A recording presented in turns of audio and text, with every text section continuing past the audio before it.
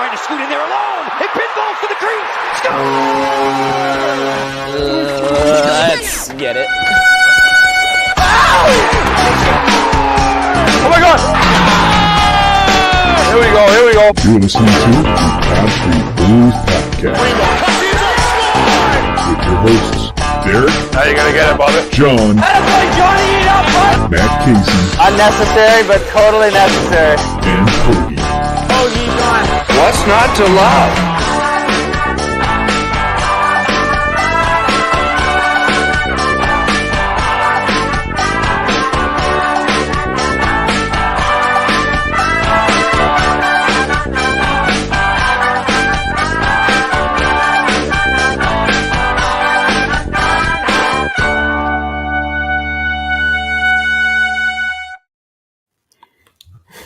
Good morning, everybody. Happy Black Friday, and welcome to the first ever, I think, Pod Street pregame, or what were you calling it? Early morning dump? Yeah, I was calling it the pregame dump, where we just dump our thoughts, and you can listen to it. And big shout out to Derek, who's doing this right now. You can listen to it while taking your morning coffee on the toilet. Right. So anyway, obviously, I'm John, and I'm here with my boy Matt Casey, and we are here to just talk about today's Black Friday game against the 14-3-1 Carolina Hurricanes. Our Philadelphia Flyers are currently on a 4-game losing streak. They got the loser point against the Panthers. I don't know if that makes anybody happy. It doesn't really make me happy anymore. But Casey, where do you even want to get started, man?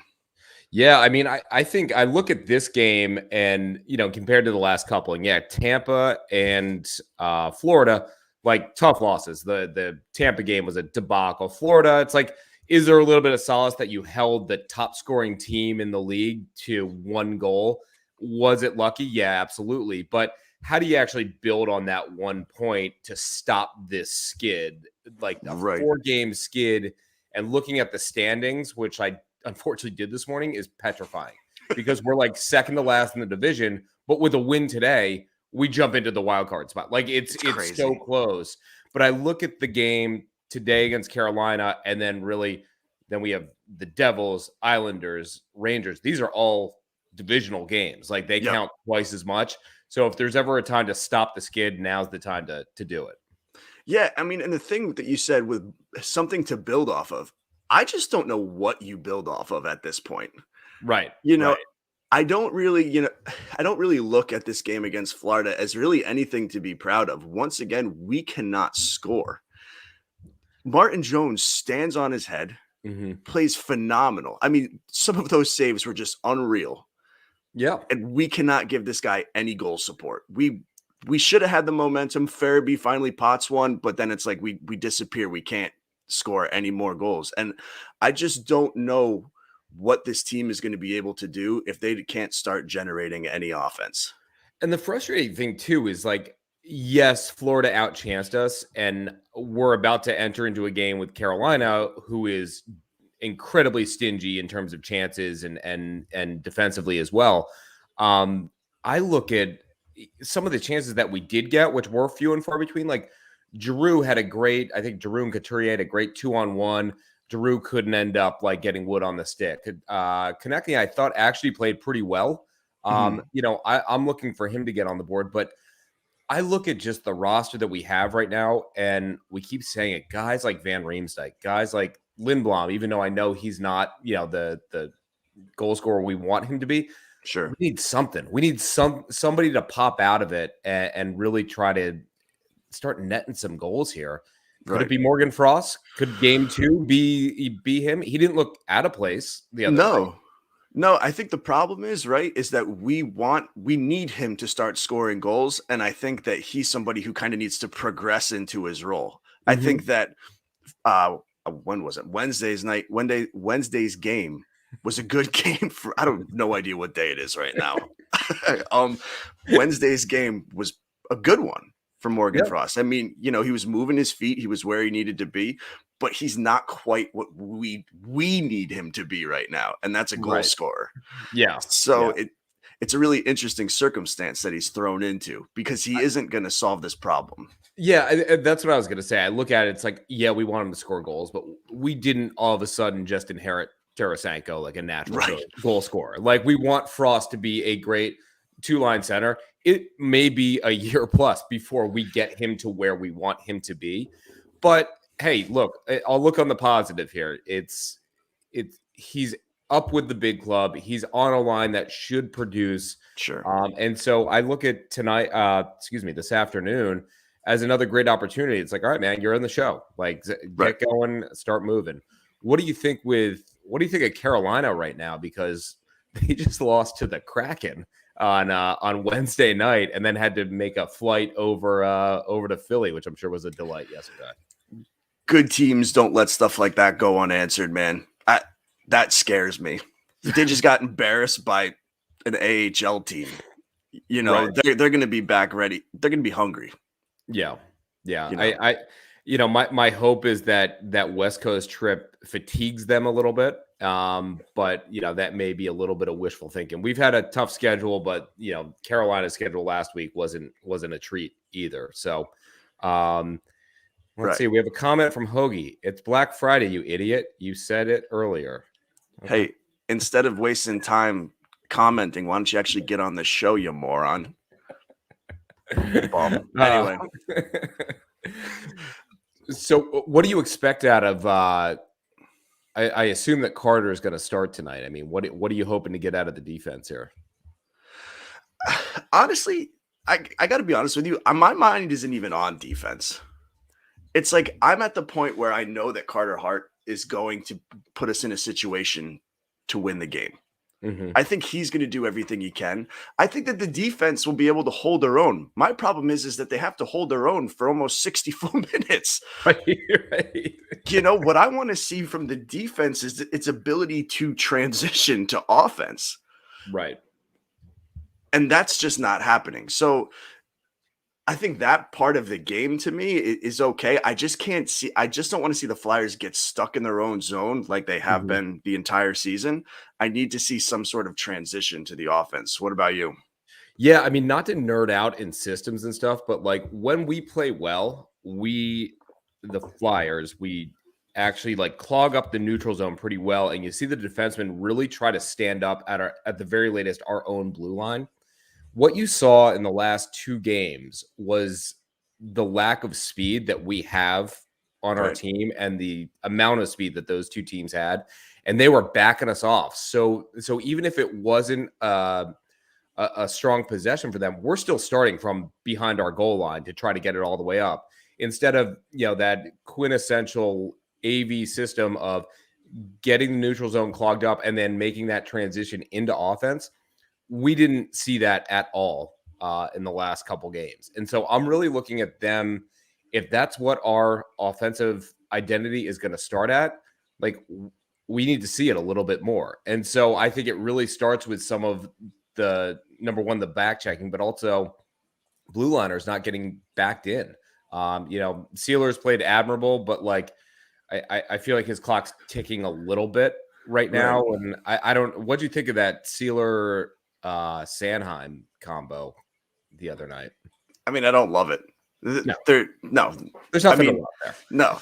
Yeah. I mean, I like Sanheim and Ristolainen, but I understand why you got to put Ristolainen on the top pair at this point. I mean, and I didn't think it looked terrible. No, wasn't bad. But Sanheim and Sealer to me is two players with way too many question marks. Mm-hmm.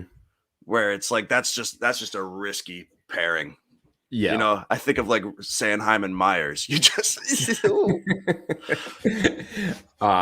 but yeah, I mean, if we're gonna get offense, that neutral zone, I don't want to call it the trap, but the neutral zone forecheck, so to speak, needs to really step up and be a little bit more in sync. And you know what? I'll chalk a little bit up to that we shuffled most of the lines there. We had some new players in. But, you know, again, it's got to turn into some kind of goal and sustain pressure because we just haven't seen it. Right. I was listening to the Flyers Daily. I think it was either yesterday morning or the morning before. I think it was yesterday morning. Mm-hmm. This is boring as hell. Where's Derek? Screw you, Derek. Anyway, And he had mentioned that the Flyers were like completely dominating the Panthers in terms of hits, because there's been such a focus on this team being physical and and how the Flyers have completely out hit the Panthers. But it's because we spend so much time in the defensive zone and kind of, defending the offense. Like, I wonder if my biggest concern, I think, is that we have a hard time being more than one thing. It's like the focus this year was becoming more physical and preventing more goals. We're doing a good job at that, but it's like we can't do anything else. Right. We've gone all in on stopping the goal versus trying to gain. It's such a bizarre situation to be in. Yeah. Right. But what I look for is I feel like they've got to start to simplify things when it comes to exiting the defensive zone, through the neutral zone into the offensive zone. Maybe a few more passes along the way. It's this stupid, prayer pass. Yeah. Hoping for that guy to be on a fast break. It's just not sustainable. Sustainable. It's not even working, period. But they have to start simplifying their offense, because I look at this game, and I'm kind of jumping to another conversation, but we wanted to keep these short. I'm looking at this game as if they play again like they have, Chuck Fletcher has to answer the bell somehow. And I mean that more from a coaching staff standpoint. Right. Not necessarily the roster. I think that something is going to have to be done if we're now on a 5-game losing streak and still can't score. I look at it this week and then the following week, which is a brutal schedule. I think we have like 3 days off after a back-to-back with the Islanders and Rangers. And then we have like 5 games in 7 days or 5 games in 8 days, something like that. Like it's tough. And the next 2 weeks very well could define what direction this team goes. And it sucks to have it happen this early in the season. But like, if all of a sudden, I remember a couple of years ago, we dropped like 10 in a row. Right. And it's like, Jesus, we can't be doing that this year. Right. And it's just too tight. And so, again, these games that we have, they're double points because they're divisional teams, and we need to make that happen. The other thing, back to some tactical stuff, is one of the things I noticed in the Florida game that I hope we transitioned over to in the Carolina game. The moment we went to a 2-man forecheck versus a 1-man forecheck, I thought that our offense all of a sudden sparked a little bit. We actually did get some, which makes sense. If you're doing that right, you're adding more pressure on there instead of just backing up and letting the zone come to you. And so that's something else that I want to see, is us actually bring the play to a team instead of sit there and freaking wait. So why aren't we doing it then? I don't know. That's the thing, right? I feel like some of these solutions are very simple. Right. Why isn't it happening? I have no idea. I think, is AV just so set in his ways, but then they obviously adjusted it. And once we got pressure on the defenseman, it worked. Oh, okay. Yeah. I mean, but long term though, this team is starting to look very similar to last year's team. I hate saying it, but this feels like March. This feels like March of last year, and I'm not happy about that. And that's a coaching problem. And I want to dive more into that on the actual show. But he has got to adjust something. And if it's the 2-person forecheck, then freaking do it, because I feel like his seat has to start getting hot. Yeah. If a week from now we're still playing like this, I don't see how it's not hot. So yeah, I mean, Derek here did provide some useful information because he just wanted to put his imprint on the show.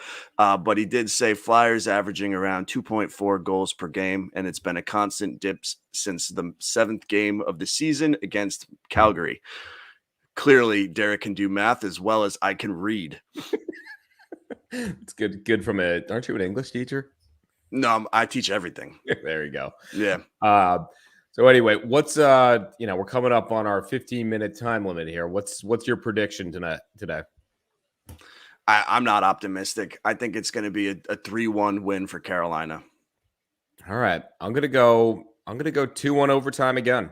I'm going 2-1 overtime win for the Flyers. We snap it. I'm gonna be optimistic for once. I like it.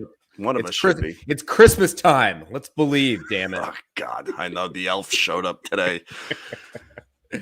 Holly's here. Great. Fantastic. All right. Well, I mean, unless you have anything else to say, Good.